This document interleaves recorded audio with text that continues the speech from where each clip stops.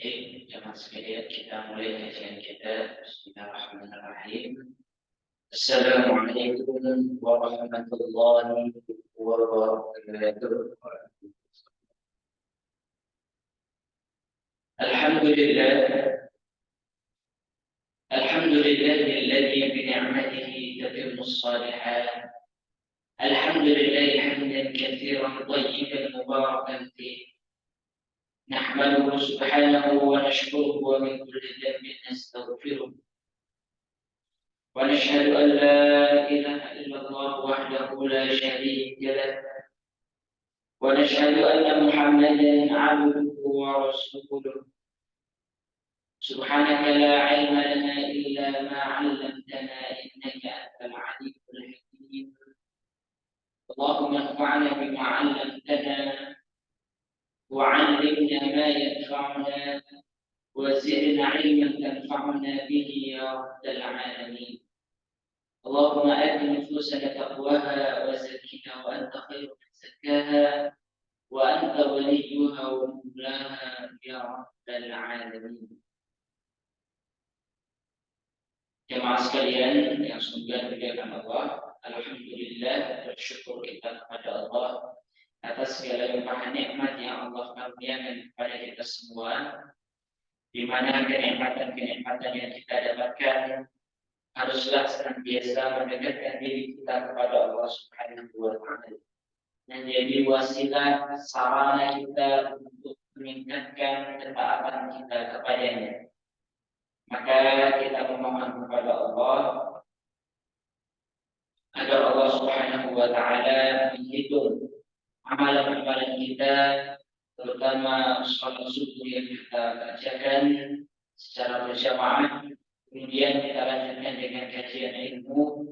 Allah Subhanahu wa Ta'ala menghitungnya sebagai upaya kita untuk bersyukuri setiap nikmat-nikmat kami.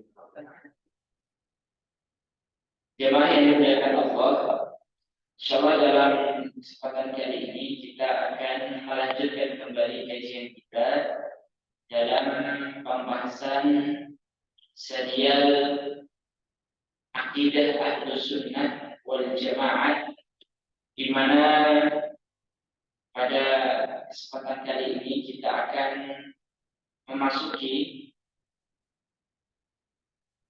karakteristik Ahlus Sunnah wal Jamaah yang ke-9,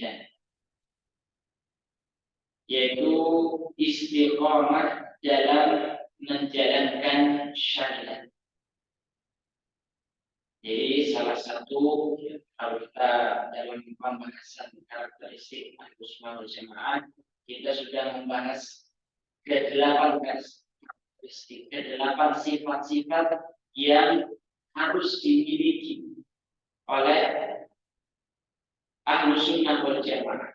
Maka dalam kesempatan kali ini kita akan membahas karakteristik yang ke-9, yaitu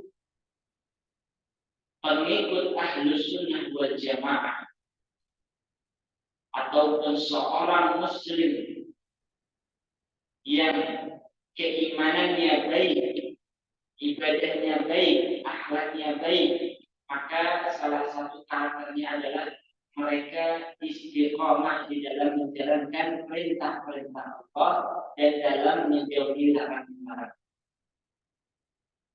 Hal ini sebagaimana sabda Nabi Shallallahu Alaihi Wasallam di dalam riwayat Imam Bukhari dan Muslim dari sahabat Muawiyah radhiyallahu anhu, di mana Nabi Shallallahu Alaihi Wasallam bersabda, "La yazalu min ummati ummatun qa'imatun bi amrillah la yadurruhum man khadalahum wala man khalafahum hatta ya'tiyahum amrullah wa hum 'ala dzalik." Nabi Shallallahu Alaihi Wasallam bersabda yang artinya, senantiasa akan ada segolongan dari umat, Nabi segolongan dari umat. Jadi kalau kita mengibaratkan umat Nabi itu ada 10 misalnya, Pak, jumlahnya katakan. Maka golongan. Ada satu golongan dari umatku, ini menunjukkan jumlahnya lebih sedikit atau lebih banyak dari umat Rasulullah secara umum. Lebih sedikit, tersaring, ya, tersaring. La yazalu min ummati ummatun, senantiasa ada dari segolongan dari umatku. Apa yang mereka lakukan? Qaimatun bi amrillah, mereka senantiasa istiqomah, ya. Istiqomah di dalam menegakkan perintah Allah, menjalankan syariat Allah. Di mana mengapa mereka disebut qaimah? Qaimah itu artinya apa? Ya, berdiri tegak. Sebagaimana qawatus shalah. La yadurruhum man khadalahum. Mereka tidak akan mencelakakan mereka orang-orang yang tidak menolong mereka. Artinya sifat mereka ini tidak akan mudah untuk dicelakakan oleh orang-orang yang tidak suka terhadap mereka. Tidak mudah untuk digoyahkan oleh orang-orang yang suka melemahkan. Wala man khalafahum, dan tidak pula mudah untuk digoyahkan oleh mereka yang menyelisihi. Hatta ya'tiya amrullah wa hum 'ala dzalik, hingga sampai datang perintah Allah dan mereka tetap di atas keistiqomahan mereka. Baik, jemaah yang dimuliakan Allah, ini salah satu hadis yang disampaikan oleh Nabi Shallallahu Alaihi Wasallam yang menjelaskan tentang sifat ahlu sunnah wal jamaah. Sekali lagi, ahlu sunnah wal jamaah ini jemaah sekalian adalah saringan dari keumuman kaum muslimin, ya. Umat Islam, umat Nabi Muhammad Shallallahu Alaihi Wasallam disaring lagi, ya. Mana yang imannya lurus, mana ibadahnya lurus, mana yang akhlaknya lurus, maka ya, hasilnya adalah ahlu sunnah wal jamaah. Kayaknya dalam ahlu sunnah wal jamaah itu ini merupakan saringan dari, kalau santan itu kan, ya, kalau santan itu ampasnya setelah disaring, ya, dibuang. Nah, hasilnya itu adalah ya, santannya itu tadi. Itu ahlu sunnah wal jamaah. Ya, di mana salah satu karakter ahlu sunnah wal jamaah itu adalah mereka senantiasa istiqomah di dalam menjalankan syariat Allah Subhanahu wa taala.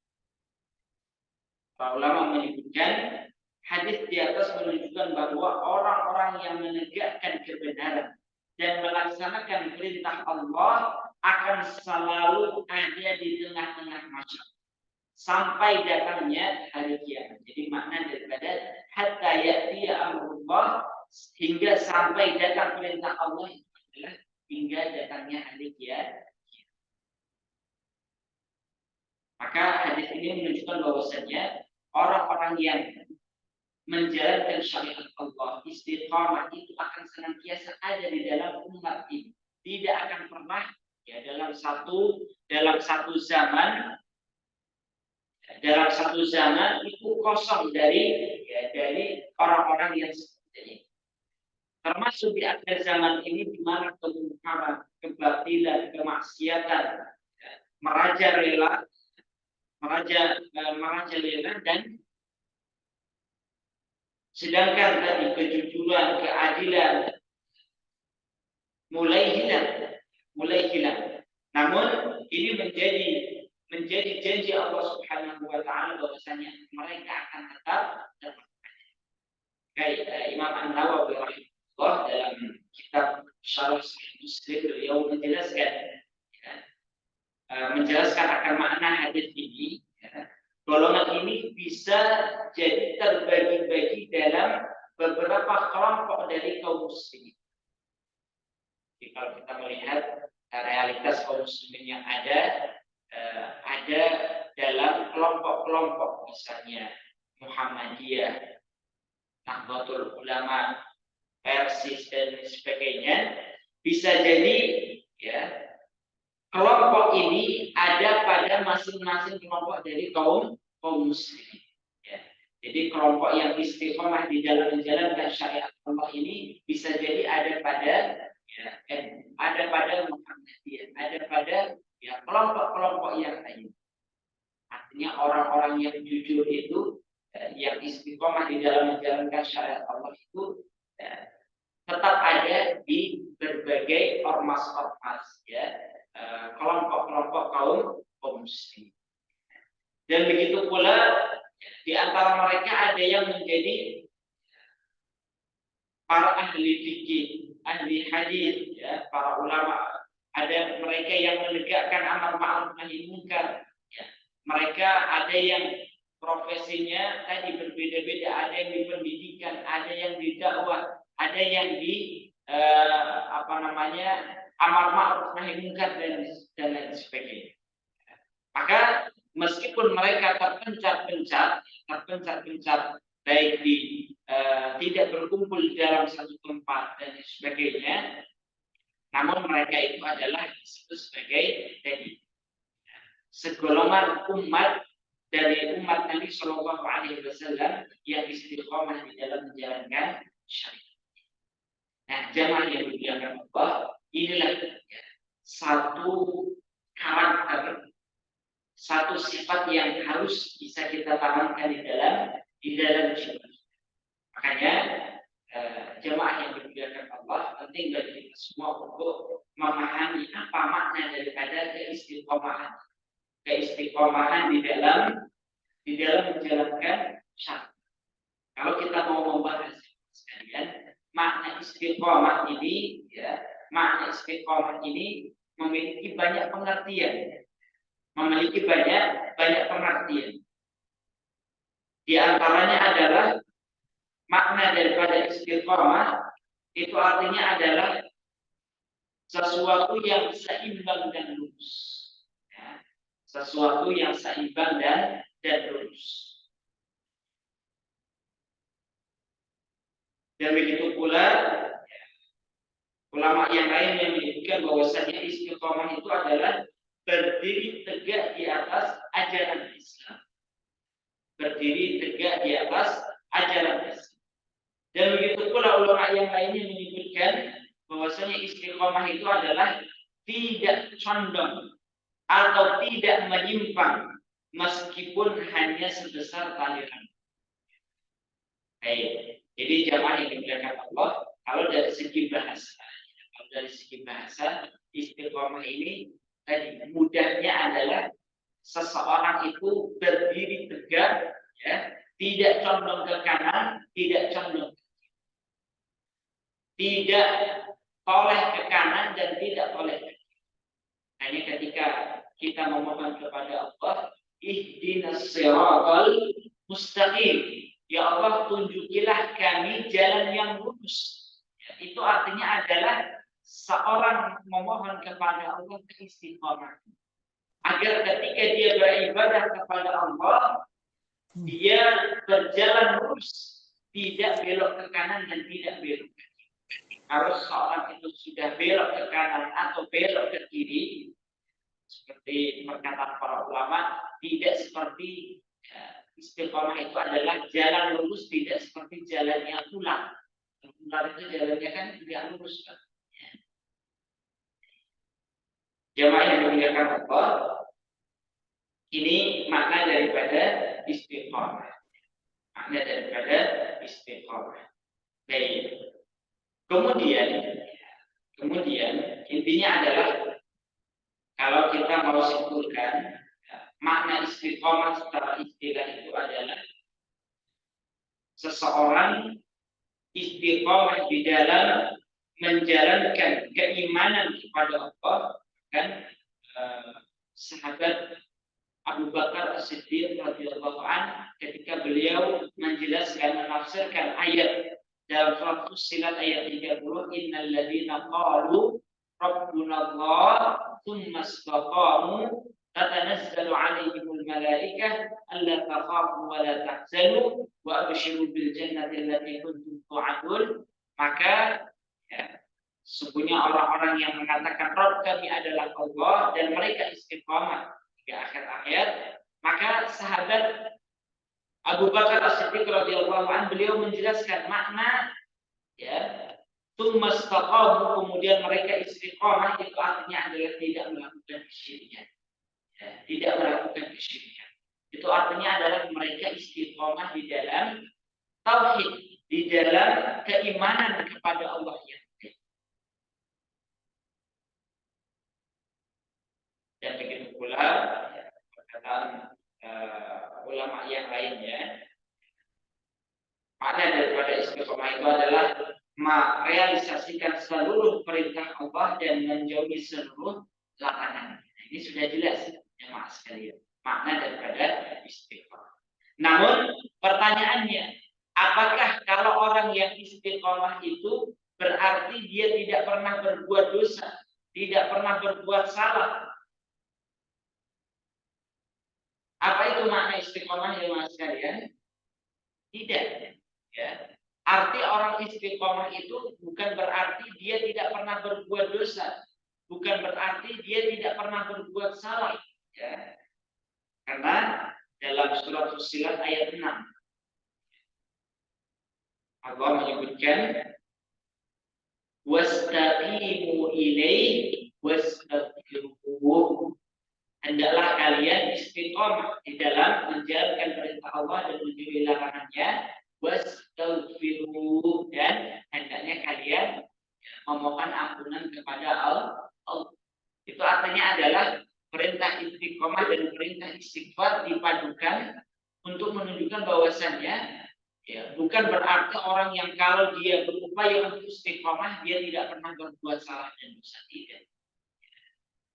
Orang yang istiqomah itu adalah tadi orang yang jalan lurus, ya, jalan lurus, namun terkadang dalam satu kesempatan dia belok, maka dia bersegera untuk kembali kepada jalan yang lurus itu. Itu orang yang istiqomah.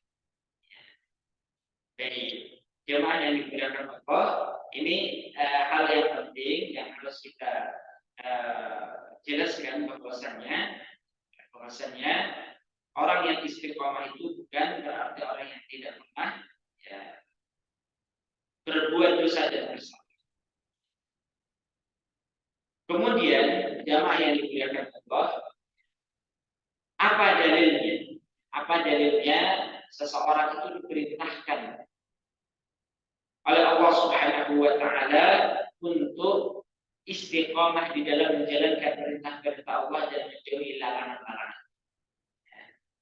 Maka bisa kita buka dalam surat Hud ayat 112. Dalam surat Hud ayat 112. Allah Ta'ala berfirman, Fastaqim kama umirta wa man taba ma'aka wa la tatghaw innahu bima ta'maluna basir. Allah Subhanahu wa taala berfirman, Fastaqim kama umirta, maka tetaplah kamu istiqomah di jalan yang benar. Istiqomahlah sesuai dengan yang Allah perintahkan kepadamu. Nah, dalam ayat ini jemaah sekalian ada hal yang menarik. Di dalam riwayat, salah satu riwayat dari Imam Al-Baihaqi dari sahabat Abu Ali As-Sari, ya, bahwasanya dikatakan Ra'aitu Nabiy sallallahu alaihi wasallam, aku pernah melihat melihat Nabi Shallallahu Alaihi Wasallam. Fakultu, maka aku berkata kepada Rasulullah, ya Rasulullah, ruya anka annaka qulta syajabatni hudud. Wahai Rasulullah, aku mendengar bahwasannya ya, engkau mengatakan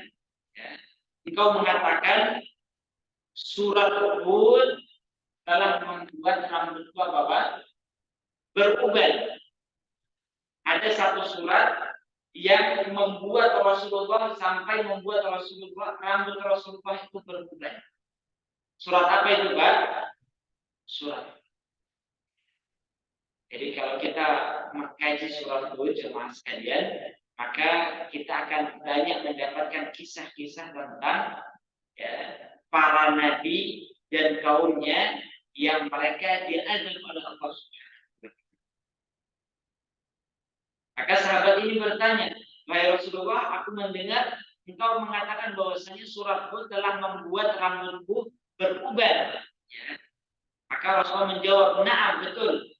Faqultu mal ladzi syayyabaka minhu qasasul anbiya wa halakul umam. Apakah ya dari surat Hud ini yang menyebabkan rambutmu beruban, wahai Rasulullah? Apakah kisah-kisah para nabi dan umat-umatnya yang dibinasakan oleh Allah? Maka apa jawab Rasul? Bukan. Beliau menyebutkan tidak. Walakin qawluhu, namun firman-Nya yang berbunyi fastaqim kama umirta. Ya, istiqomahlah engkau terhadap apa yang diperintahkan ya kepada. Ini jadi perintah istiqomah terhadap perintah istiqomah dalam menjalankan syariat ini merupakan perkara yang besar bagi Rasulullah Shallallahu Alaihi Wasallam, sehingga menyebabkan rambut Rasulullah itu berubah. Kalau kita yang membuat rambut kita berubah itu apa? Hah? Karena kerjaan mungkin, atau karena masalah atau yang lain. Ya. Jadi kalau orang itu banyak mikir, kan, ada perkara besar yang dipikirkan, itu cepat membuat rambutnya berubah. Makanya kenapa saat peristiwa terjadinya kiamat, ya, coba ya, terjadinya kiamat, anak yang baru lahir, ya, saking kondisinya itu mencekam, maka anak yang baru lahir itu langsung rambutnya berubah. Ya. Nah, jadi kalau orang banyak pikirannya itu, maka akan cepat berubah. Baik, jemaah yang dimuliakan Allah, maka dari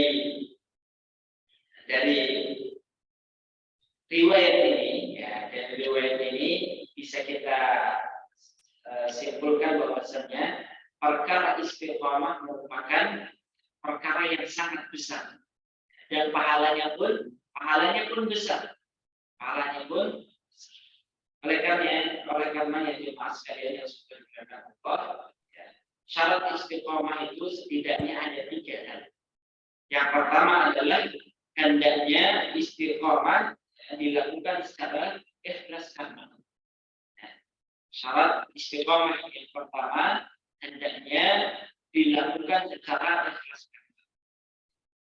Jadi motivasi dia untuk istiqomah di dalam menjalankan perintah Allah, menjauhi larangannya, itu adalah karena kalau bukan karena Allah, bisa dipastikan dia tidak akan. Jadi syarat seorang kalau mau istiqomah, tegak, ya, lurus di dalam menjalankan perintah Allah, maka harus didasarkan karena keikhlasan. Kalau ibadah yang kita lakukan bukan karena Allah, itu tidak akan bertahan. Itu tidak akan bertahan.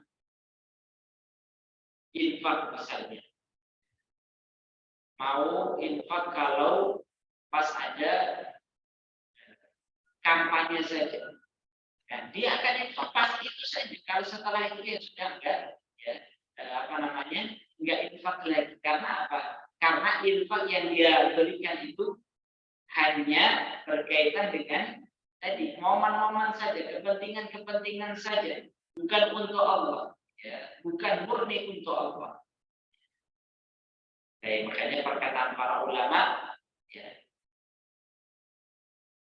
kullu ma kana lillahi yabqa wa ma kana li ghairillahi la yabqa. Setiap hal yang diniatkan ikhlas karena Allah itu pasti akan langgeng. Pasti akan langgeng. Tapi kalau bukan diniatkan bukan untuk Allah, pasti tidak akan bertahan. Ini kaidah yang disebutkan oleh para ulama. Kalau segala sesuatu itu diniatkan untuk Allah, maka itu akan bertahan. Namun jika tidak, maka tidak akan bertahan. Kemudian yang kedua, syarat yang kedua, seorang itu bisa disebut sebagai orang yang istiqomah, ya, hendaknya senantiasa meminta bantuan kepada Allah. Ya, meminta bantuan kepada artinya adalah tanpa pertolongan dari Allah, maka seseorang tidak akan mampu untuk memikul beratnya istiqomah ini. Tadi sebagaimana perintah Allah, fastaqim kama umirta, ya. Bahkan ketika Rasulullah ditanya oleh sahabatnya, ya, diminta nasihat oleh sahabatnya, wahai Rasulullah, nasihatilah aku. Maka beliau menyampaikan, ya, qul amantu billah tsummas taqim. Katakanlah aku beriman kepada Allah kemudian istiqamah. Ya. Ini kalau kita mau rinci sangat berat sekali, ya, sangat berat sekali jemaah sekalian. Maka seseorang tidak akan bertahan lama. Ya. Seseorang tidak akan mampu memikul beratnya beban-beban syariat kalau dia bukan atas dasar pertolongan dari Allah Subhanahu wa taala. Kan ibadah yang kita lakukan itu tidak lain dan tidak bukan harus ditopang dengan pertolongan dari Allah. Hanya dalam Al-Fatihah kita sering mengulang-ulang, ya, iyyaka na'budu wa iyyaka nasta'in. Ini menurut para ulama, ibadah yang kita lakukan tidak akan berjalan secara istiqamah kecuali atas dasar, ya, pertolongan dari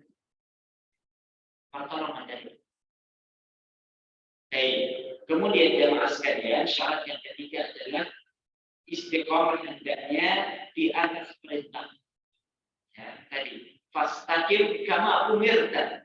Beristiqomahlah engkau sebagaimana yang diperintahkan kepadamu. Artinya adalah istiqomah ini hanya berlaku pada hal-hal yang disyariatkan oleh Allah, hal-hal yang diperintahkan oleh Allah.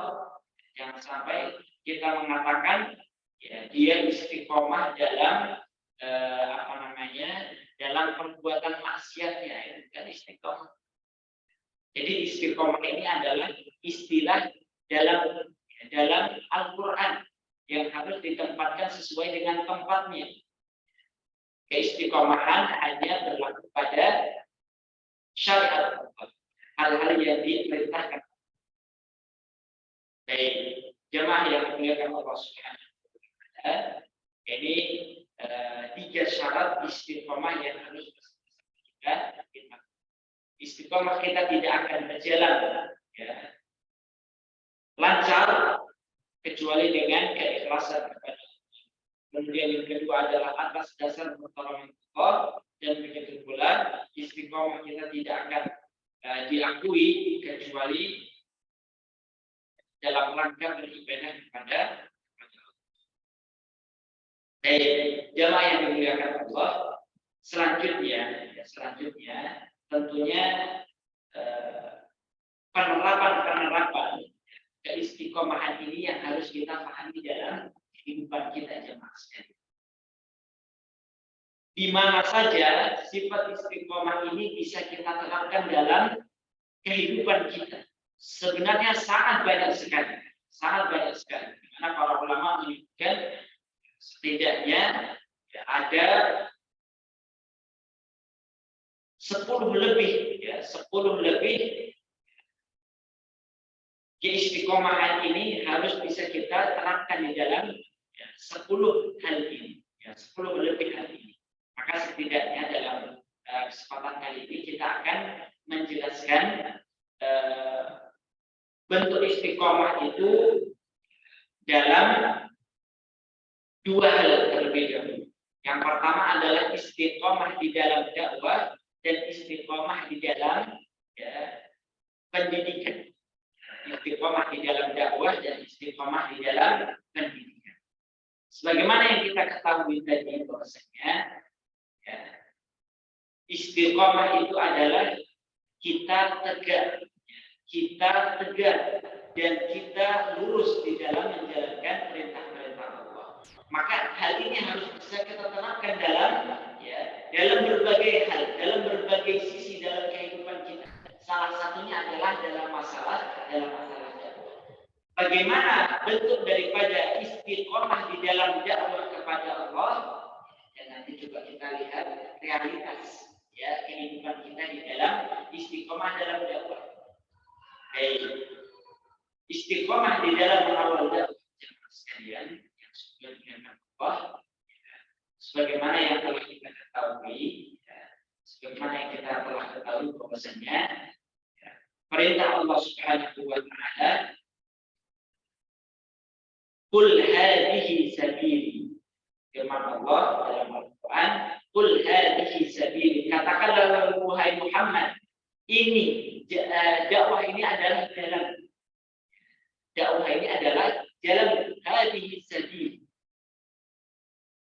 Ad'u ila Allahi ala basiratin. Aku menyeru manusia, aku menyeru kepada Allah Subhanahu wa taala berdasarkan ilmu, berdasarkan basirah. Berdasarkan basirah. Basirah ini menurut para ulama Syekh Said Al-Fahdani beliau menyebutkan ala basiratin, berdakwah berdasarkan basirah tidak akan kita lakukan kecuali kita bisa melakukan 3 hal. Seorang pendakwah tidak disebut berdakwah di atas basirah, di atas petunjuk, kecuali dia melakukan 3. Apa itu? Yang pertama adalah dia paham terhadap apa yang dia dakwahkan.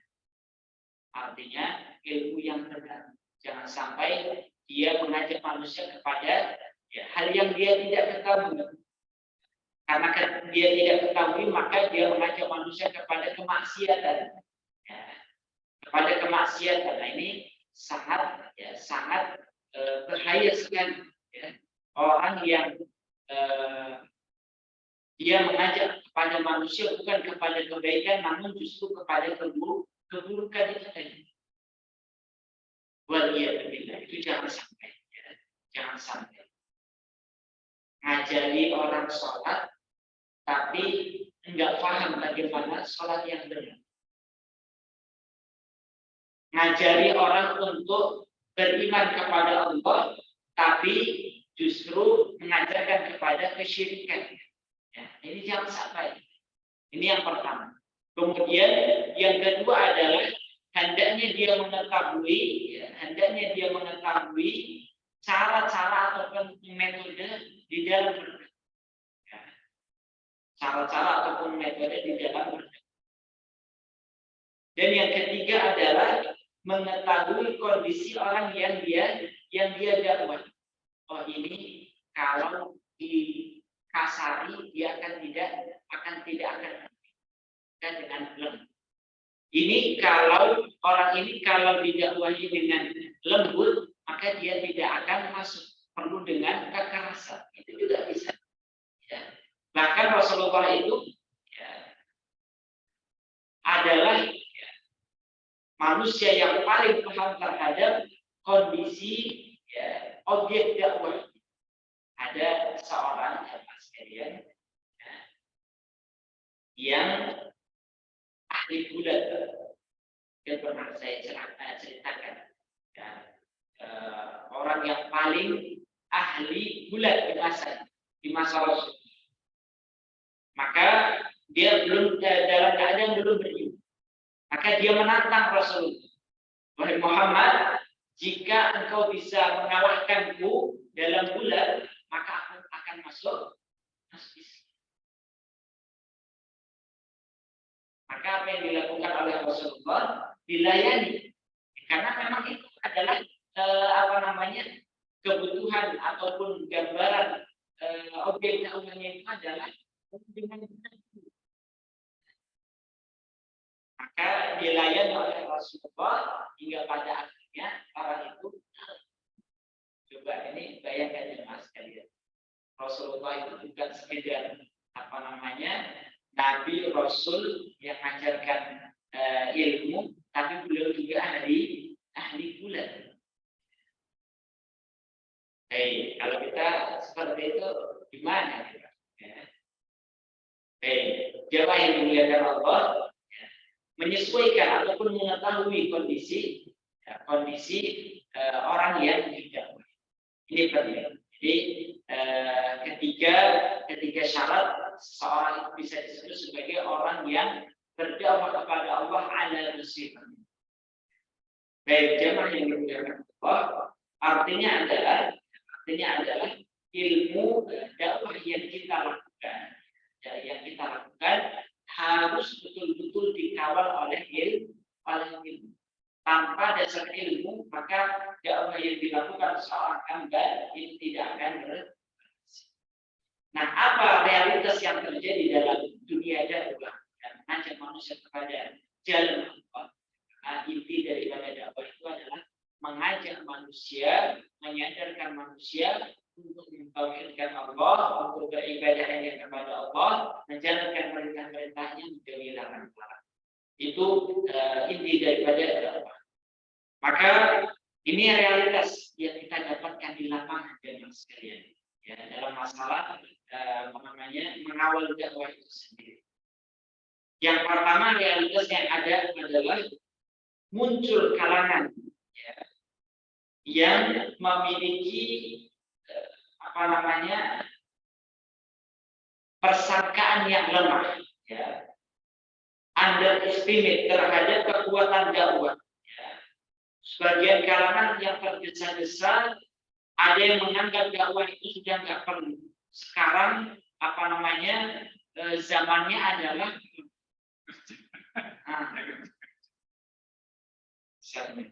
sekarang ngapain sih dakwah sekarang? Ya sudah, kita gini-gini saja. Ataupun yang lainnya, sekarang itu sudah nggak zamannya dakwah lagi. Sekarang itu adalah perang, misalnya. Sudah menganggap bahwasanya persangkaannya itu sudah lemah, bahwasanya dakwah ini sudah tidak bisa dilakukan. Jamaah yang dimuliakan Allah, ini realitas yang pertama. Kemudian yang kedua adalah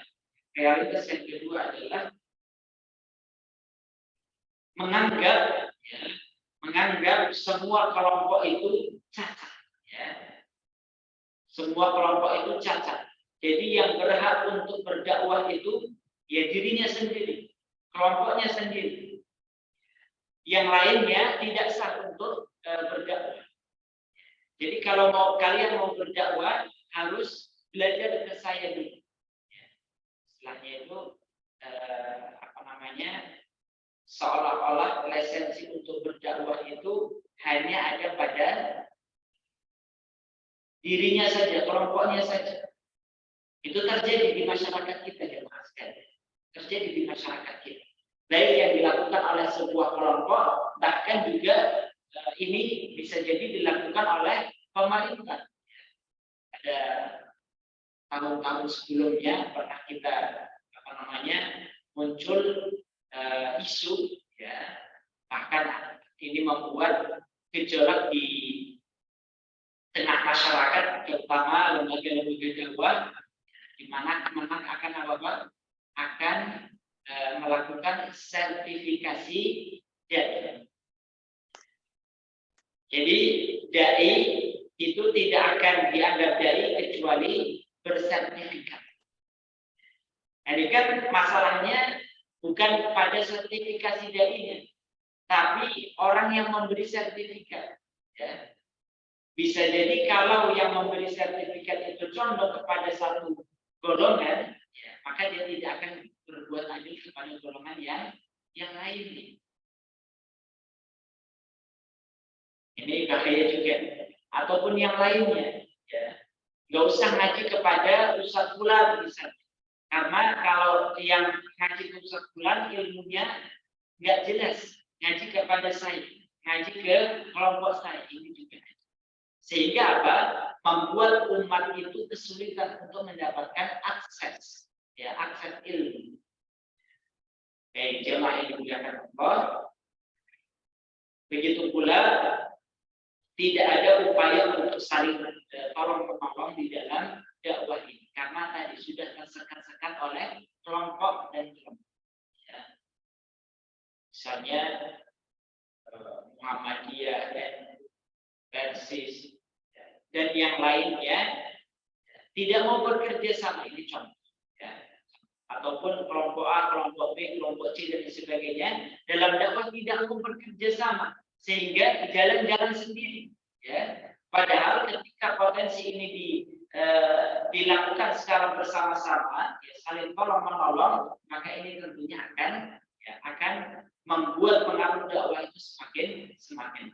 Jadi menjadikan kelompok-kelompok yang lain itu sebagai tandingan, bukan sebagai kawan. Ini realitas yang terjadi juga di masyarakat. Maka ini menunjukkan setidaknya gambaran-gambaran ini menunjukkan bahwasannya ya, realita ketidak istiqomahan di dalam mengawal dan padahal kalau kita tadi mau memegang prinsip istiqomah tadi adalah lurus di dalam menjalankan syariat Allah, ya, syaratnya tadi adalah ikhlas. Ikhlas di dalam berdakwah itu akan daripada istiqomah di dalam berdakwah. Kalau kita tidak memiliki sifat ikhlas, maka kita tidak akan istiqomah di dalam dakwah. Baik, jemaah yang dimuliakan Allah, ini bentuk keistiqomahan yang bisa kita lakukan dalam dunia dakwah. Begitu pula jemaah sekalian, ya, begitu pula dalam masalah istiqomah bisa kita terapkan dalam upaya pendidikan umat, ya. Pendidikan umat. Apa makna daripada pendidikan itu jemaah sekalian? At-tarbiyah menurut para ulama maknanya itu adalah al-islah, yaitu perbaikan. Kalau kita mendidik, ya harus siap untuk memperbaiki. Siap untuk memperbaiki, jangan sampai pengennya ke sekolah-sekolah sekarang kan pengennya anak itu masuknya baik, keluarnya baik. Ya, tidak siap untuk memperbaiki, ketika ada kesalahan pada anak didiknya, peserta didiknya keluar. Ya. Ini artinya tidak siap untuk memperbaiki, padahal tarbiyah itu adalah maknanya al-islah. Itu yang pertama. Kemudian begitu pula makna daripada tarbiyah itu adalah an-nama wa ziyadah. Ya, pendidikan itu artinya adalah tumbuh dan bertambah. Ya. Artinya adalah di sana terdapat proses. Ya. Jadi kalau seorang pendidik tidak sabar di dalam proses, pengennya cepat-cepat, sudah paham belum? Belum Ustaz, ya, belum Pak Guru. Kok nggak paham-paham? Nah, ini nggak sabar terhadap proses bahwasanya pendidikan itu adalah ya tumbuh dan bertambah seperti itu. Ya. Dan juga yang menyebutkan an-nasya wa taraqqa, artinya tumbuh dan berkembang. Jadi pendidikan itu adalah sebuah proses, tidak bisa instan, ya. Tidak bisa instan. Makanya pendidikan itu adalah satu amalan ibadah yang membutuhkan waktu yang panjang, ya. Bukan setahun, 2 tahun, bertahun-tahun, bertahun-tahun. Begitu pula makna daripada pendidikan itu adalah, ya, jadi mengatur dan mengendalikan urusan. Ini bagaimana seseorang itu di dalam mengatur, mengarahkan dan sebagainya. Ini yang harus kita pahami dalam masalah makna pendidikan. Nah, kalau kita sudah mengetahui makna daripada pendidikan secara bahasa, artinya secara umum, ya, pendidikan itu adalah ini sebagaimana yang ditulis oleh para ahli pendidikan. Tujuan daripada pendidikan itu adalah menjadi hamba Allah, ya, mengantarkan peserta didik kita untuk menjadi khalifah fil ardh, ya, khalifah fil ardh. Dan begitu pula dengan pendidikan ini seseorang bisa mengenal rohnya, mengenal tujuan kehidupan yang lain sebagainya. Ini makna daripada pendidikan itu. Nah, tentunya pendidikan ini tidak bisa kita lakukan kecuali, ya, kita raih tujuan-tujuannya tadi kecuali dengan keistiqomahan itu tadi.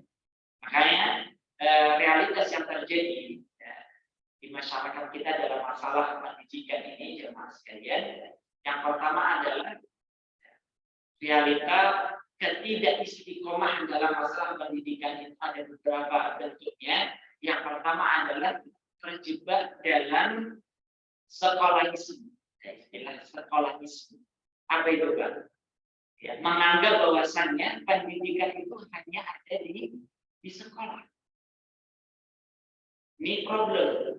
Kalau orang menganggap bahwasannya belajar itu hanya bisa kita lakukan di sekolah, ini sebuah bentuk, ya, bentuk ataupun gambaran ketidakistiqomahan dalam masalah pendidikan.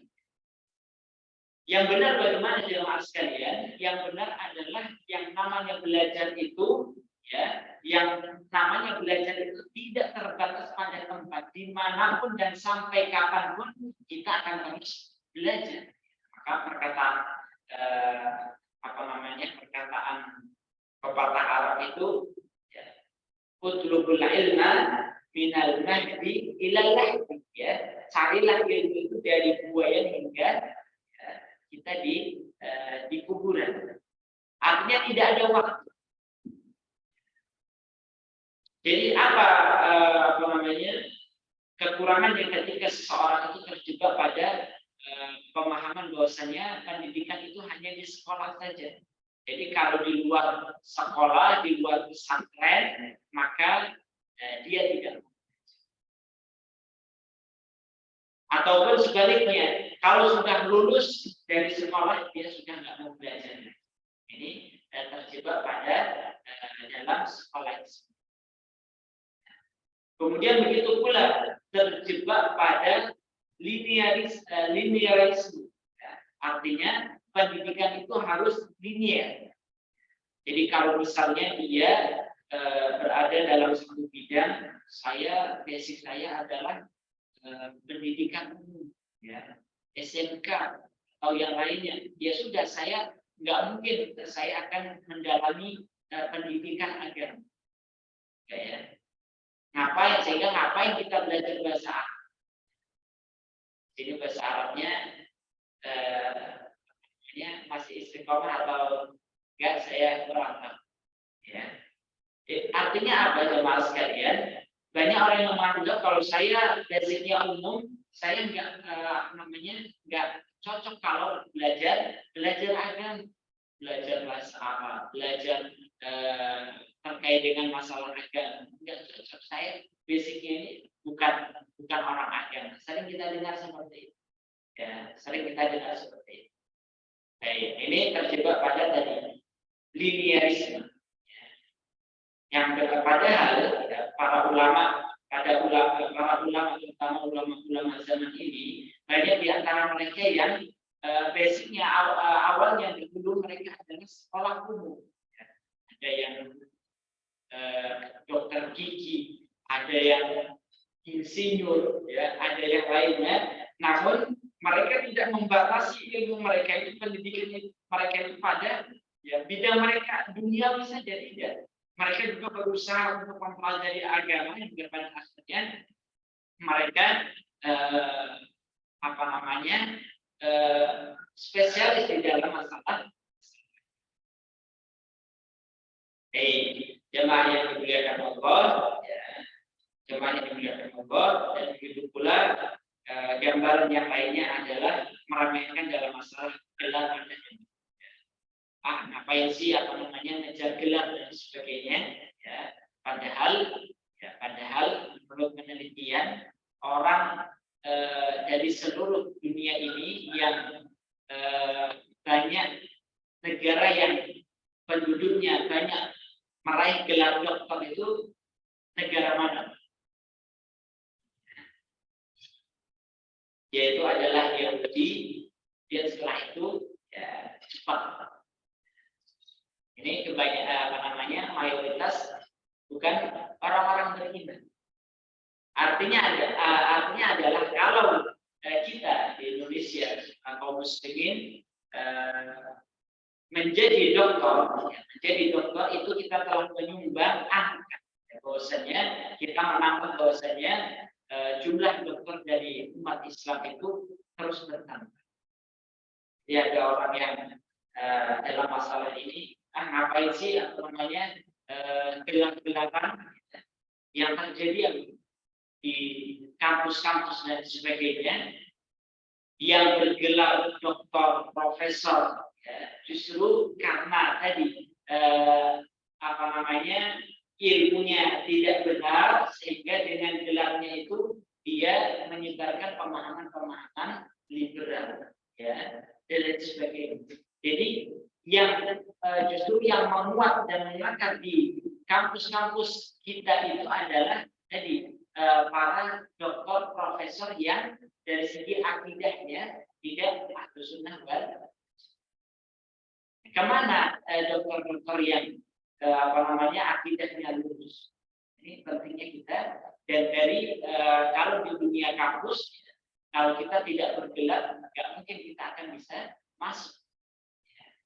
Baik, jemaah yang dimuliakan Allah, inilah beberapa realitas yang terjadi dalam dunia pendidikan, di mana gambaran-gambaran ini menunjukkan tidak adanya keistiqomahan. Ya, maka kedua hal ini minimal membutuhkan keistiqomahan dalam masalah dakwah dan dalam masalah pendidikan. Baik, jemaah yang dimuliakan Allah, mungkin sampai sini terlebih dahulu. Ya, baik, jemaah yang dimuliakan Allah, bagi yang ingin bertanya maka kami persilakan. Ya, bagi yang lain bisa membuka mic-nya, bisa langsung bertanya.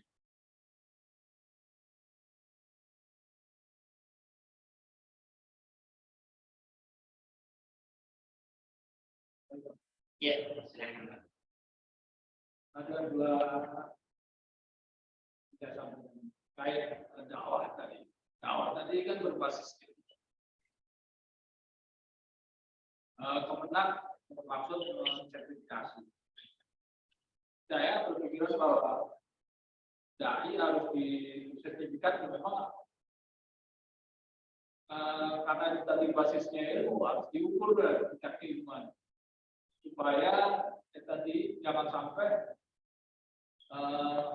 niatnya mau memperbaiki itu ada salah. Mungkin itu latar belakangnya sertifikasi. Kemudian yang kedua, yang linearisme tadi, saya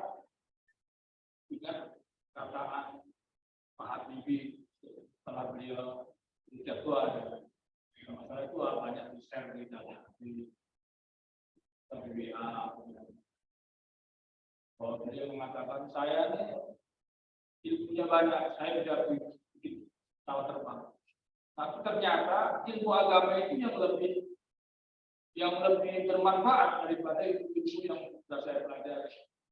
Kayaknya ini satu yang perlu kita lakukan. Terima kasih. Ya. Baik. Menanggapi jadi apa yang kita sampaikan berupa tadi sertifikasi dai oleh Kemenag, secara umum kita mendukung. Artinya ini perlu untuk dilakukan. Karena tadi kebutuhannya itu sangat penting sekali, bahwa dengan sertifikasi ini tadi para dai itu keilmuan mereka bisa dipastikan, ya. Tidak ada yang mengajarkan kesesatan, standarnya dibuat. Jadi intinya adalah mengapa hal ini menjadi problem di tengah masyarakat, terutama di bagian dakwah, karena standarnya tidak jelas. Ya, standar sertifikasinya itu apa? Kalau standarnya jelas, misalnya kalau ingin mendapatkan sertifikasi seluruh dai harus bersertifikat. Standarnya apa? Minimal tajwidnya bagus, hafalan Al-Qur'annya sekian, hafal hadis sekian. Kemudian ini jelas, maka itu yang kita dukung. Tapi masalahnya adalah ini yang menjadi masukan. Itu juga kita pernah mewawancarai salah seorang tokoh di MUI, ya. Padahal MUI sendiri punya program itu, sertifikasi dai juga, ya.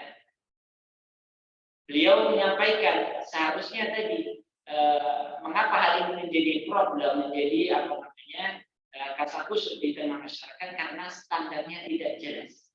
Ya, jadi apa yang menjadi standarisasi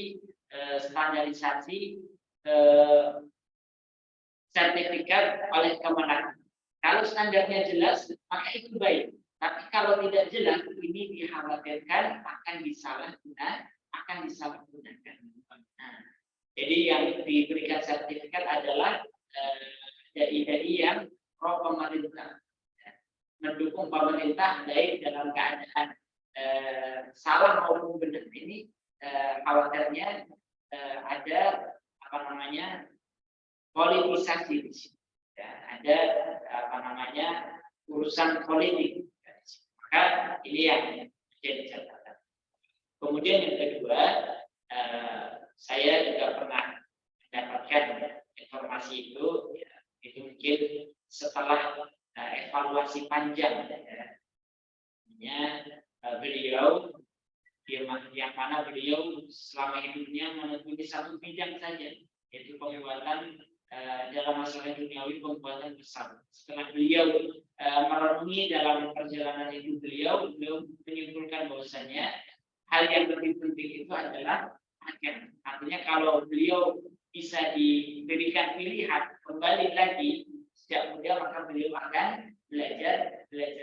Ini menunjukkan bahwasanya masuk dalam kategori istiqomah dalam pendidikan itu.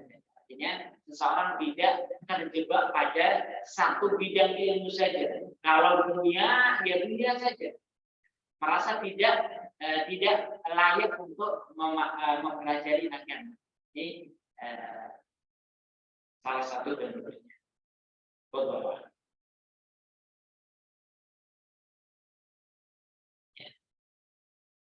Baik, ibu-ibu, bapak-bapak yang bisa di kajian online, kalau ada yang ingin ditanyakan, kami persilahkan.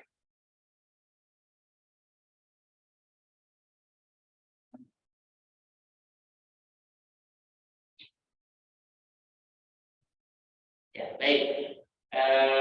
Baik jemaah yang dimuliakan Allah, mungkin hanya ini yang